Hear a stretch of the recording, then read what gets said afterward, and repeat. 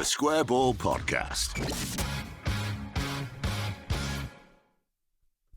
The Square Ball weekly show is brought to you by Levi Solicitors, levisolicitors.co.uk/The Square Ball for 10% off your legal fees. Dan, Michael, Moscow, previewing Brighton then now at the weekend. Although, Moscow, are you absent for this one? What's that got to do with anything? Because we want your opinion so we can talk about how wrong you were when you're not here on Saturday. For the match ball. Oh, yeah. Well, I mean, even if I was coming, I wouldn't just sit here in silence and not tell you. We definitely need your opinion for this one. I always give my opinion is worth... Opinions ain't worth anything in football, so I try to avoid them. I am genuinely curious to know what everyone thinks about Brighton, because I'm looking down their results so far this season, and they had that early burst of form where they were up in the Champions League places where they won 4 out of the opening 5 and then haven't won since. Weird, isn't it? They've gone all Brighton-y. Mind you, Moscow, you hit upon the theory before that they only ever are allowed to win 9 Premier League games per year, regardless of where they finish. So they do every season. It's not even a theory, it's a fact. Yeah. How many have they won this season? 4. Right, so 5 to go. 5 more, yeah. Well, they're not going to win this one. Yeah, they have become very Brighton-y again now, where they never look... the whole time they've been in the Premier League, they're never a bad side, are they? They're just always fine. They get draws, lots of draws, just about stay up. Occasionally put on a show where you think, oh, actually, there's something coming together here, but then they just revert back to drawing a load of games. And it just doesn't look that much fun. I don't think being a Brighton fan. Maybe Brighton fans will tell me otherwise. Again, not to revisit a theme, but okay, so our lack of signing a central midfielder is being... People are saying it's criminal negligence is a phrase that keeps getting thrown around as if you can actually put somebody in jail for not buying a footballer. Get up in front of the judge. Criminal negligence. We didn't sign Conor Gallagher. People use these words and it's hilarious. But we've got, you can make the art, Stuart Dallas, Matches Clay, Calvin Phillips, and Adam Forshaw coming fit, Lewis Bates. There are some midfielders there. Brighton, last season, I was sure all they needed to do this summer, sign a striker, and they're away. Didn't bother. They've just not bothered. Again, season after season, they are fine doing everything. Really strong defence. They've got the land of the giants at the back that caused us problems last year, even after letting Ben White go. And they got the £50 million Ben White money. Right, go and sign. Rebuild the squad, yeah. Well, they don't even need to rebuild the squad. Midfield is fine. You know, Lallana's got experience, and who else is in there? There's that Trossard, Tosser. He's now playing up front because they won't sign a striker, and it's maddening. And so that's the problem they are now having. They haven't scored more than 2 goals in a game this season, and they're stopped scoring now. They're just not scoring any because they haven't got a striker, and they're desperate for Danny Welbeck to get fit. That's their best hope, and he was another one we let get away. No, he's so close to signing. He was in the St John's Centre, just had to go and get him. Yeah. Graham Potter saying, look, there isn't another Danny Welbeck out there, so we just need to get Danny Welbeck back. And Danny Welbeck, to me, is not the number 9 goal scorer that Brighton need. I mentioned this last season when Spurs were trying to replace Mourinho, and they had Ryan Mason in for a while, and they were talking about getting Graham Potter. And I thought the same thing watching Brighton lose to Aston Villa at the weekend, and then watching Tottenham shithousing their way to an undeserved win. What Tottenham need to do, if for the success that they need, is not bring in Graham Potter. They need to take Harry Kane and Son and sell them to Brighton, and they go into the team and complete the attacking thing, because the Brighton's defence is better, their midfield is better, and then all the Spurs fans need to start just supporting Brighton, and they'll win the league, the Champions League, not a problem. And then they get all the celebrations and the glory that they want. They just need to just close Tottenham down. It's an NFL ground now, isn't it? So well, exactly. So they can just play the rugby games there, and it's fine. And then they can all just go and enjoy. Harry Kane can win the trophies that he wants, and they can celebrate. And there's still a bird involved. You're swapping a cockerel for a seagull. It's fine. That's the solution to everybody's problems. And then there's I feel like you reduce the Premier League by 1 team then, so there's an opportunity. You just have 3 promoted, so you can bring Barnsley up or somebody and give somebody else a chance instead of you kind of... Brighton should go if they're not going to win more than 9 games. So it's the solution for them as well, is you turn them into a team that can actually win the league, and we just sacrifice Tottenham, bring in somebody more interesting, maybe a wild card place. It doesn't have to be a permanent promotion. Let's get Forest Green Tottenham Rovers. should have been booted out for the European Super League thing, apart from anything else, Yeah. because they were involved in that, weren't they, on the grounds of having built a big stadium. Why should you be in there? Because we did this.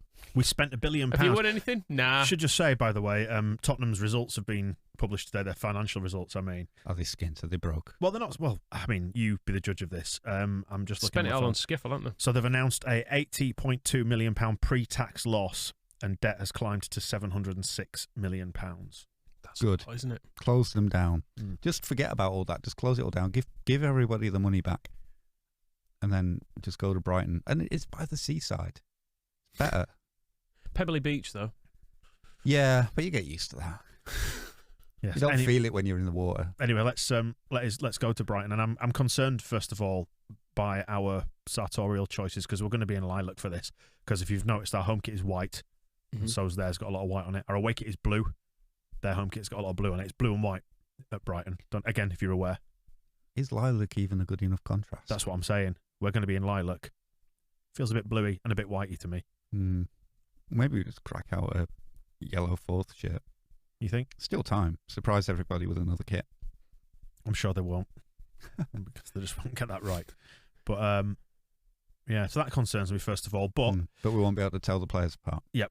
Because I know how you tell them apart. Ours are the good ones, and Brighton's are the rubbish ones. And just to I've performed scientific experiment with this, is that if you do that on FIFA, I've played it on FIFA, Brighton and us in the lilac, really hard to tell us apart. So that's all I'm saying. Just be careful. Okay. It's good to know. Good to know. No, I'm pleased to bring you that. It's important, I feel.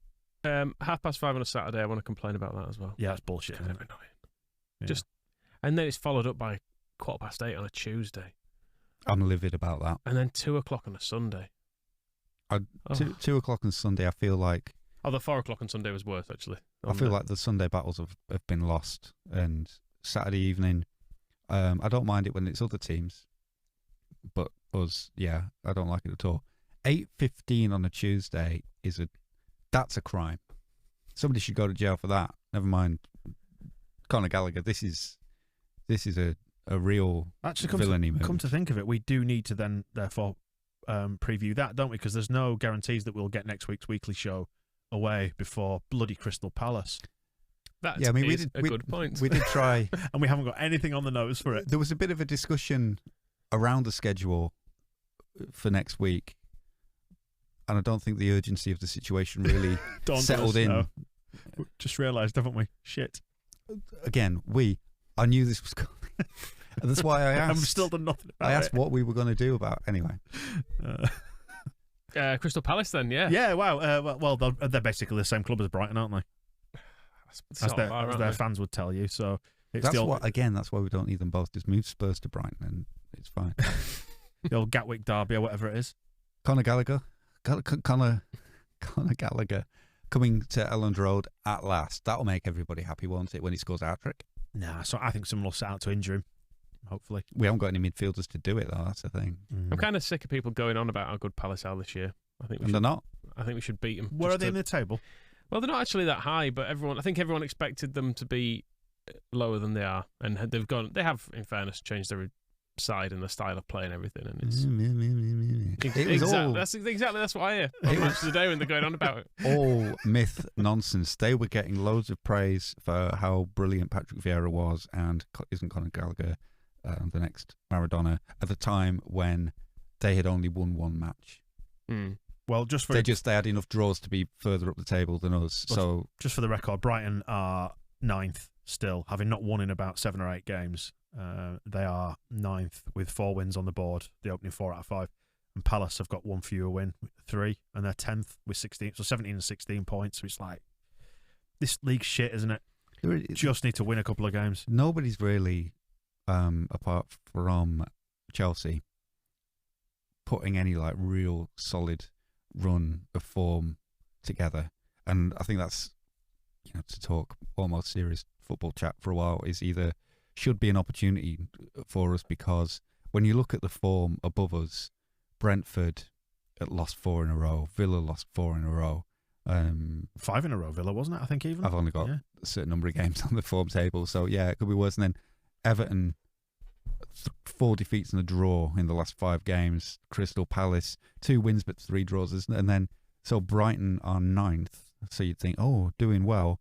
3 draws and 2 defeats in the last 5. Scum, obviously, 4 losses, 1 win.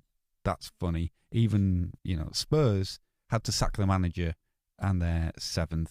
Wolves, who we saw, Wolves aren't good. We saw Wolves be not good, and yet they are 6th. And the last 5 is 3 wins, a draw, and a defeat. So even that's not like incredible, solid, beating all comers form. So it's kind of, that's what's made it weird this season. We just need to win a bunch of games. For example, two wins takes you right up into mid-table, doesn't it? And then all you need to do is sustain it. Should we win these 2 then? I think so. I think we will get 4 to 6 points out of these 2 games. 46. 4 to 6. Oh. 4 or 6, because you can't get 5, can you? 4. You think 2. Yeah. I Thanks. do another hand because I am not from Norwich.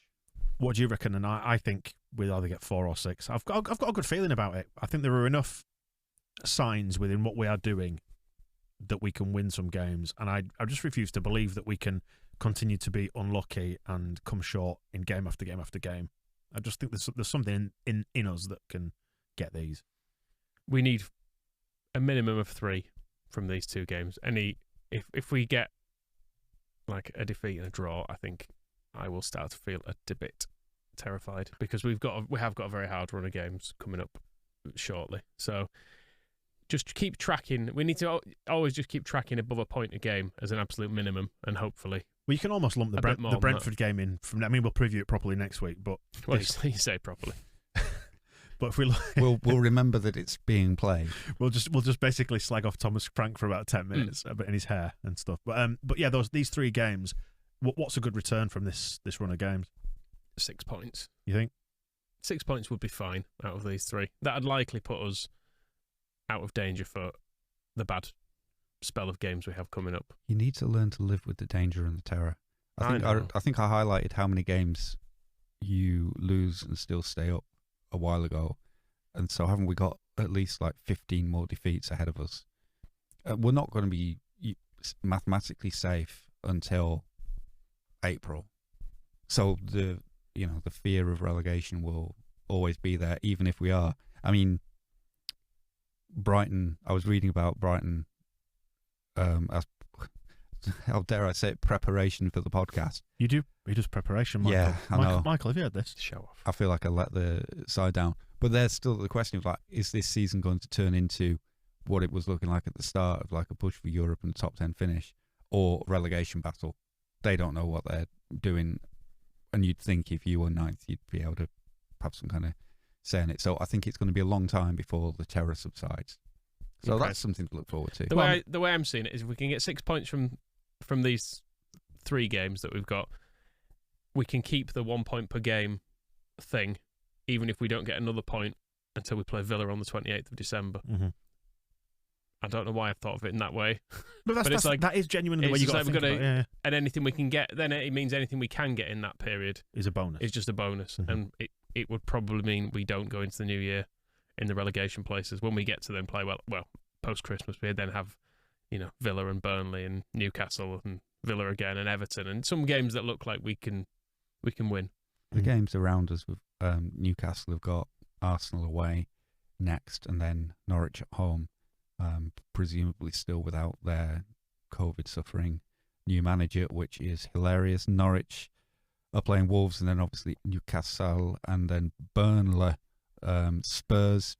So they'll suffer the Conte effect at their place. It's at Turf Moor, and then they are away to Wolves in their next 2 games as well. So it would also be handy to ease the fears if those 3 teams would lose all their next games, and I include both Norwich and Newcastle in that, aware that they're playing each other.